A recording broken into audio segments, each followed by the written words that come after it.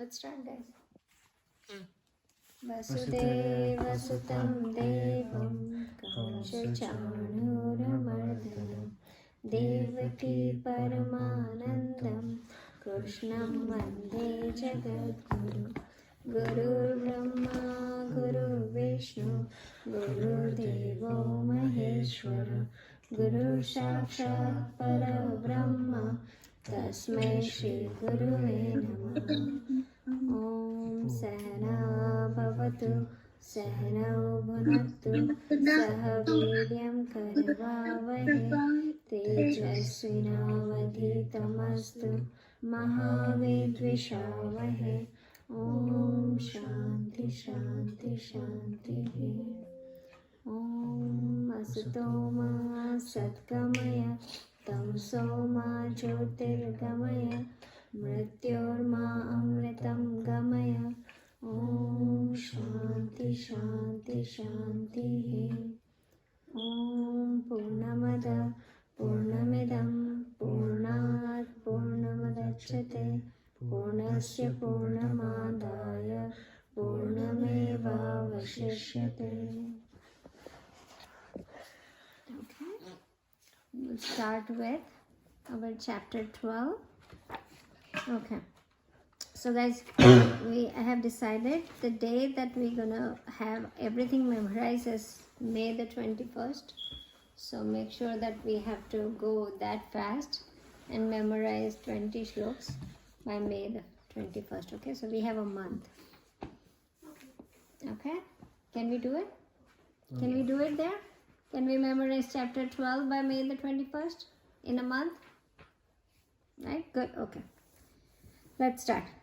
Arjuna Vacha Evam Satatayukta Ye Bhakta Samparyupasate Ye Chapakshara Avyaktam Tesham Kiryoga Vittimam.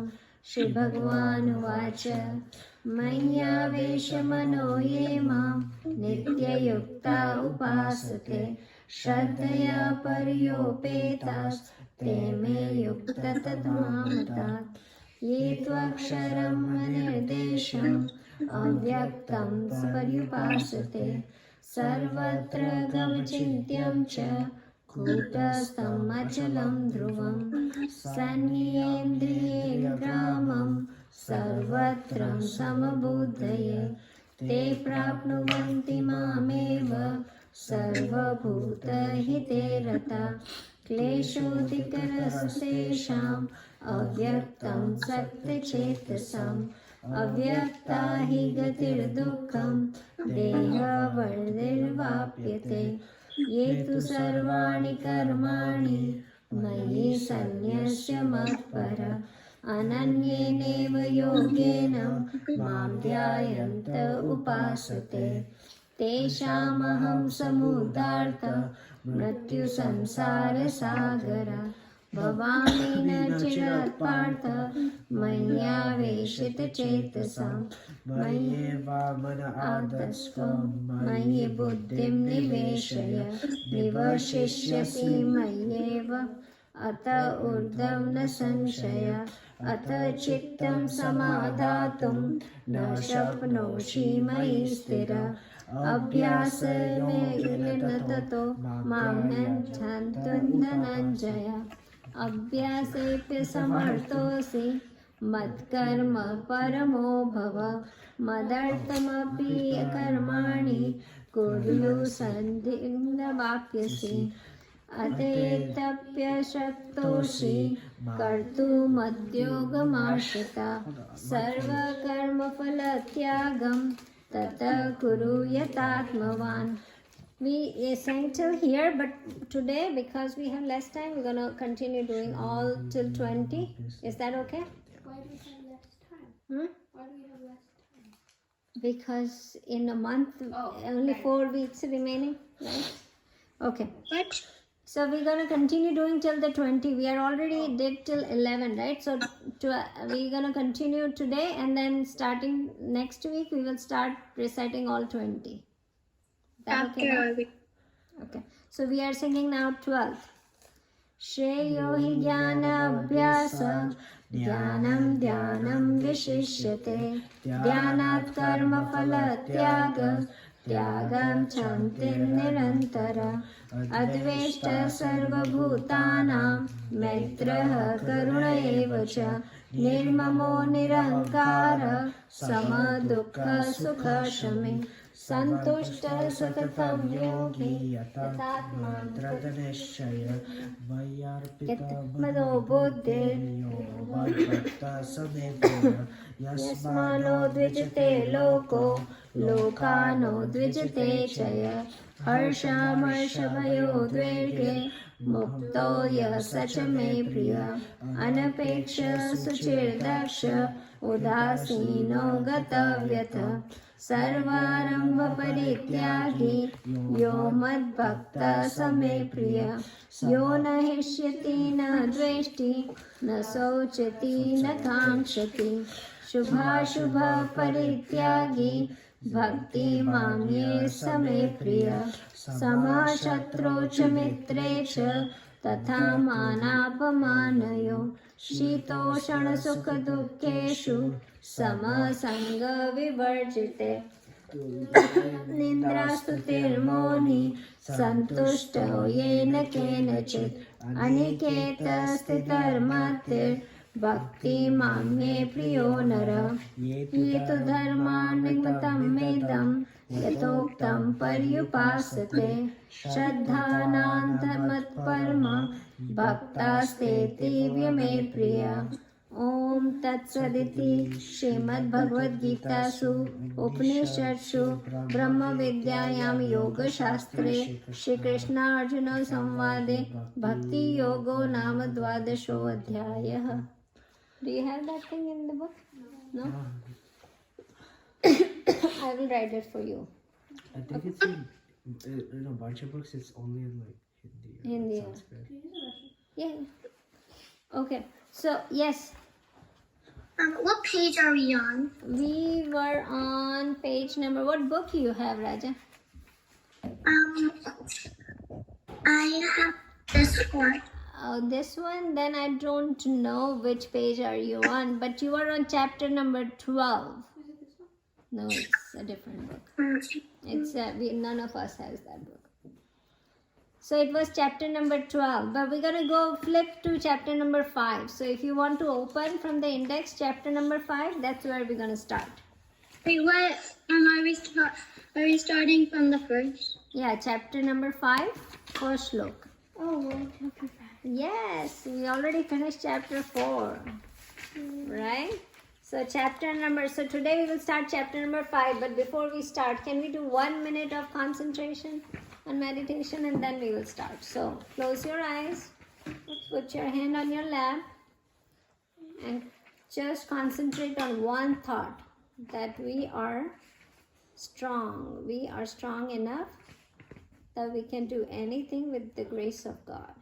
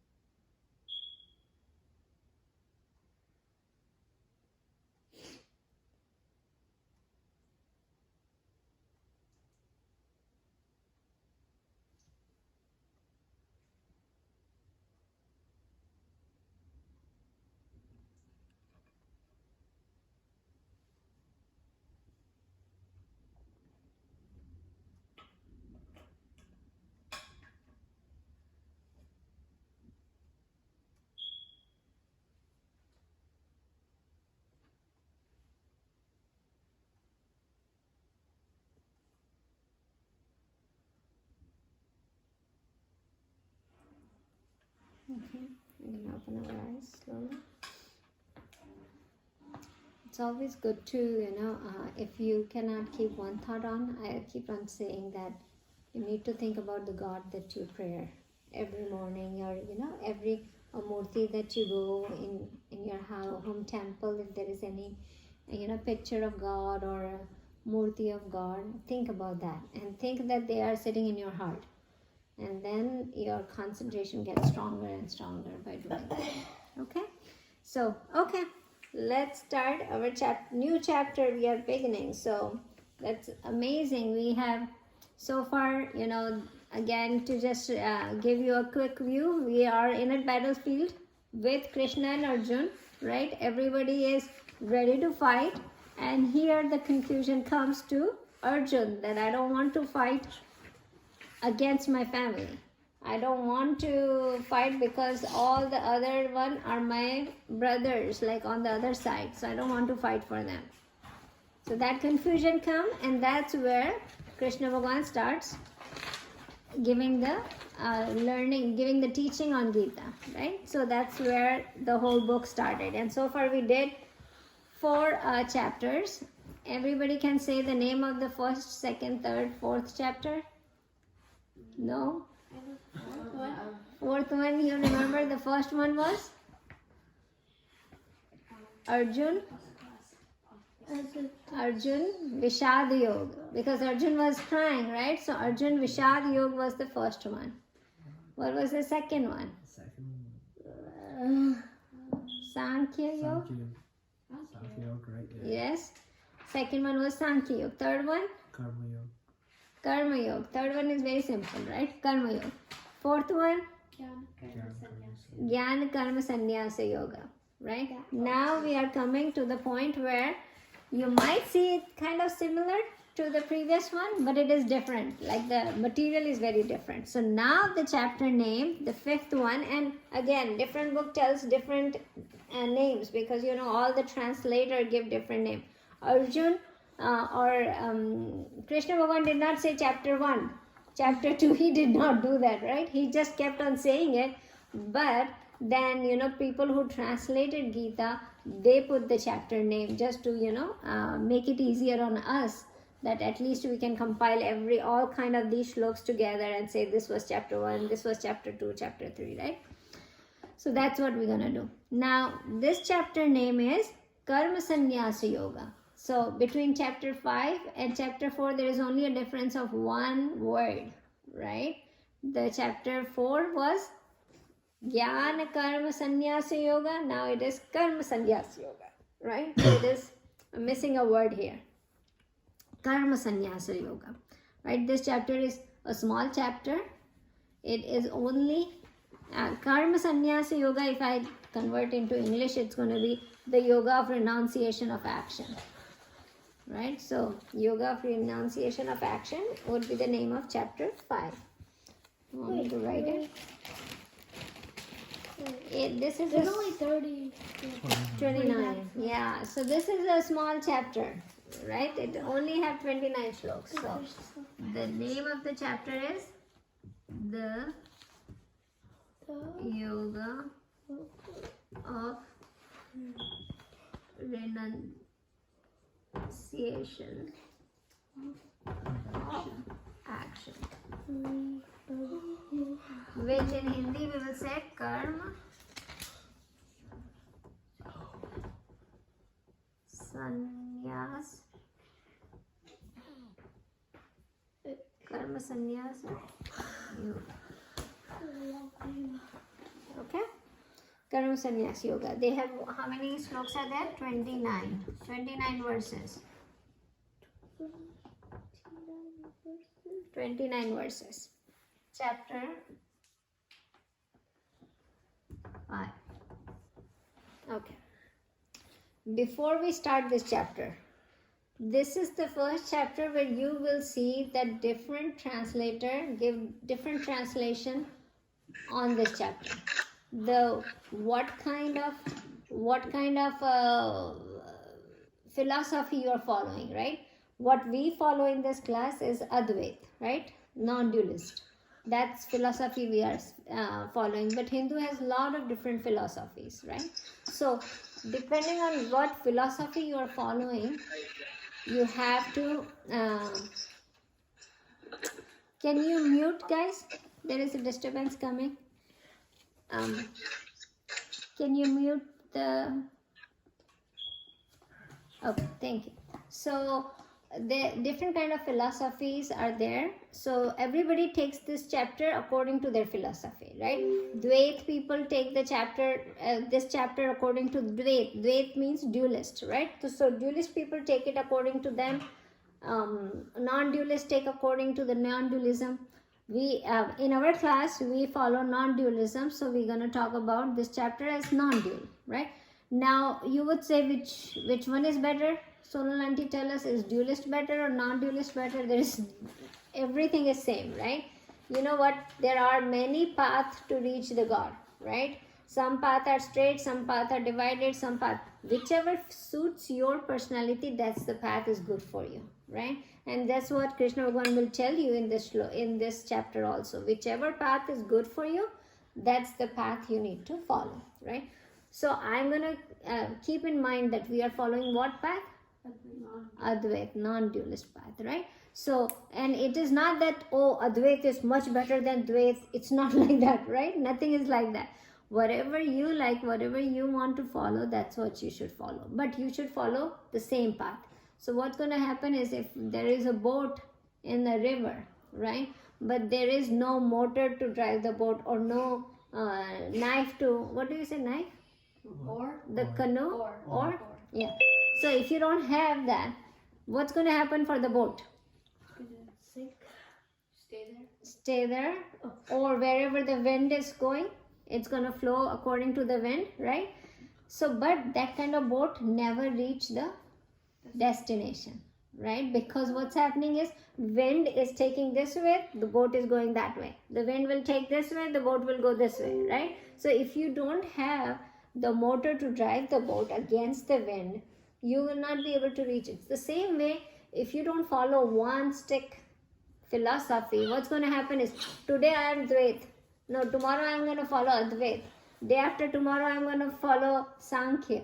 Tomorrow, day after tomorrow I am going to follow something else. Then what's going to happen is, you will not reach the goal, right? So you have to stick to one, right? Don't keep on moving yourself here and there. You have to stick. Otherwise, you're going to be like a boat who never reaches the destination, right? So that's what. So I want to make sure that you guys understand what we are learning in this class.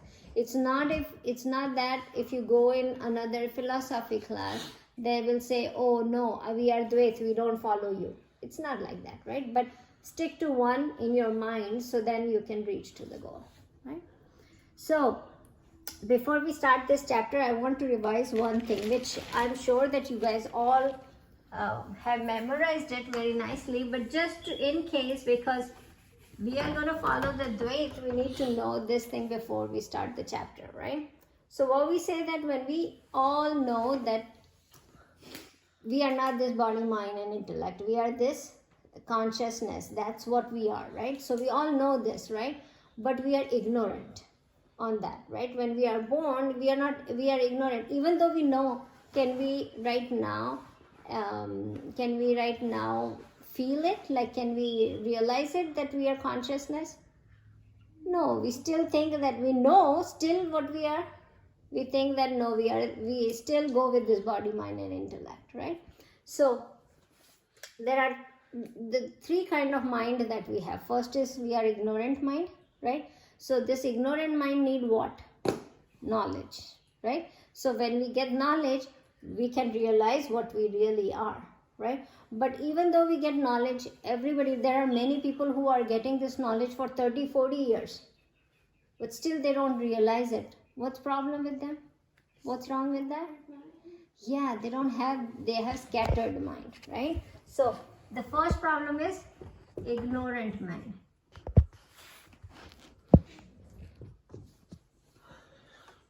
Which need what? Knowledge. Ignorance can be removed by knowledge, right? But even though I have knowledge, but I'm still not realizing it, right? So what it is? Scattered mind. My mind is not concentrating. So when mind is not concentrating, what does to make your mind concentrated, what do you need? Concentration, which is definitely, but you need dhyan. You need concentration. Let me actually do this. You need to meditate, concentrate, focus. Right? And then even if you meditate, your mind keep going here and there, here and there, here then. It's what it is. It is impure mind.